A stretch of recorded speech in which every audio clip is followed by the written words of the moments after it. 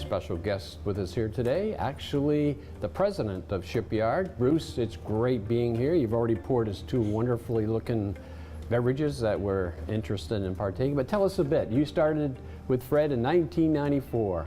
Well, first, welcome to our tasting room. Thank you. Thanks Glad for to have having you us. here. We have a state-of-the-art facility in this beautiful tasting room, which you're going to enjoy this afternoon with me.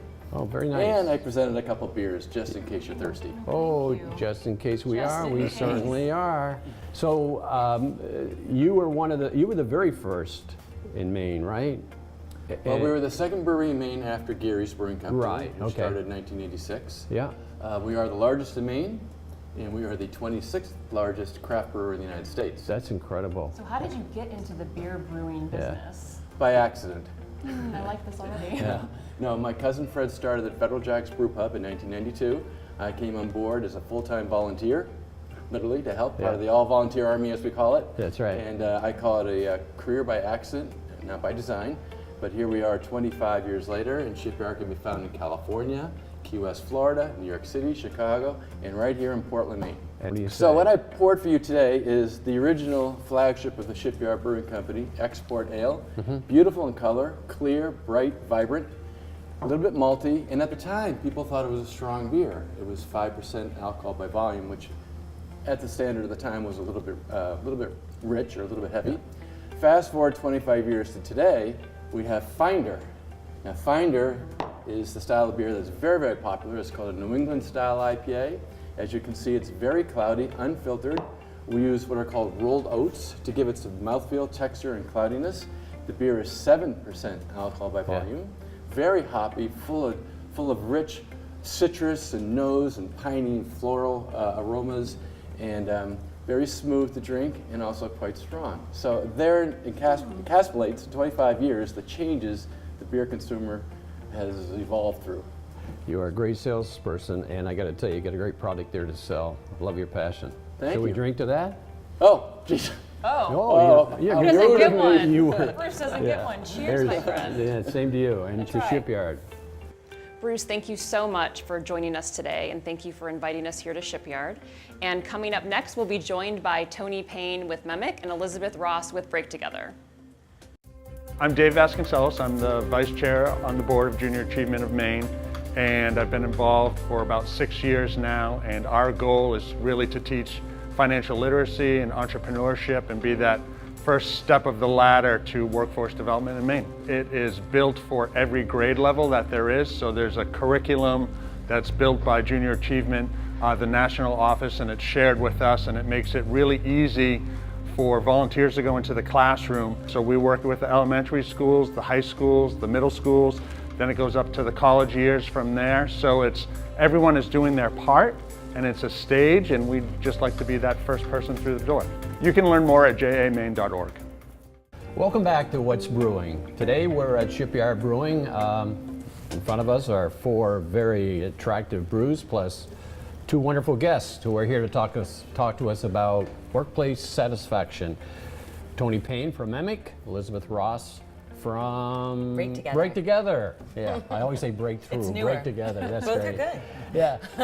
So Tony, tell us a bit about, you've come full circle. I can remember when you started with MEMIC, and here you are again. We're glad to have you back. Tell us about MEMIC and what you do there. Well, you know, the reason I came back to MEMIC is that it's a mission-driven company. Yeah.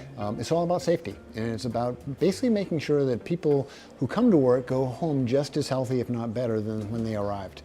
To me, that's what really drives job satisfaction. That's great. Elizabeth, tell us about the phrase, the implication of mindful pauses results in better work. That seems to be what your company is all about, It right? is. So BreakTogether is breaking patterns that have kind of developed for us as a society of being always connected.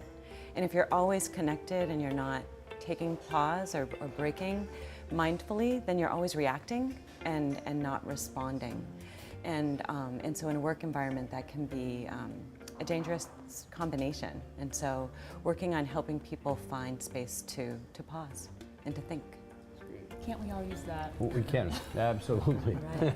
So when we talked to Bruce Forsley earlier today, we had asked him about workplace satisfaction, and what is it that he has found over his years in the business that are of the utmost importance to his employees. So I'm curious, Tony, what your findings has been, particularly in MEMIC, and then to Elizabeth, I know you work with a lot of businesses. What is it that they're striving to do, or what have you found that they have identified as one of the top or few most important things in terms of workplace satisfaction? You know, it's funny, at MEMIC, I think one of the real goals is, am I making a difference? Does what I do during the day actually move the needle in some direction that's positive? And that really, I think, is the takeaway for all of us. But there are other things, obviously, because, you know, moving the needle every day also takes a lot of energy. And when you are in those jobs, you want to know that you're being recognized for it. And I think employee recognition is really important as well, to have someone know and acknowledge that what you do is making a difference to the company, but most importantly to the customers that you serve. I think people want to know a purpose and they want to be empowered. And I think in this world of being constantly connected, that we have a challenge with that. I think we've spent 30 years teaching people how to connect and not a lot of time teaching them the power of disconnecting for thought and for responding, like I said. So I think people can feel empowered, what I've found surprising in my work, in 30 seconds. So I'm on the phone with a customer that's really having a challenge, and I can take a deep breath and I can let that person talk, and then I can respond to them. Or I have 200 emails in my inbox, and I'm firing away at those, responding, trying to get back to everybody and be responsible. I can also pause before send. I can take that little break that I need and come back and read it again and pause before send. I find that to be really Great. useful. Actually, I was thinking Quincy and I when you said about stress, because we may. We're like, when's your tell next us more. workshop? Tell us more. We're all stressed. Yeah, well, that's right. When's your next workshop? We want to sign up for that. I'll let you know. So before we wrap up here, I just have a final question for you both. What would be your call to action to whether it be the businesses you work with, the employees at MEMIC? Both of you do such wonderful work around safety and wellness in the workplace. So I think it would be really interesting for our viewers to hear what's top of mind. What's your call to action? You know, I think at MEMIC, it's always the same. It's always renew your commitment to safety. Make sure that people have safety on their mind when they start their day, and that they review and say to themselves, what could I have done differently at the end of the day? The other piece, though, is what Elizabeth is involved in, is wellness. Wellness really has everything to do with the quality of your work. If you're not feeling well, if you're not really at top performance, you're something less than you want to be. And so diet and exercise is no great mystery. Those are the things that are going to make people better and make Maine's workforce better. That's great. Elizabeth? I would say the power of unplugging. If you could do one thing, realize that unplugging doesn't have to be 10 minutes or 15 minutes. That's how I started, and I realized people feel overwhelmed even thinking about 10 minutes. So it's 2 minutes or 1 minute. And if you could do one thing in your workplace, start a meeting unplugged.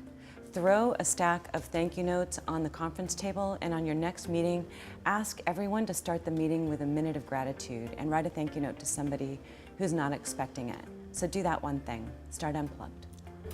To that I say, or we say, amen, and thank you very much. I'm not sure amen and beer goes together, but nevertheless, it works in this occasion, right? And this is really good beer.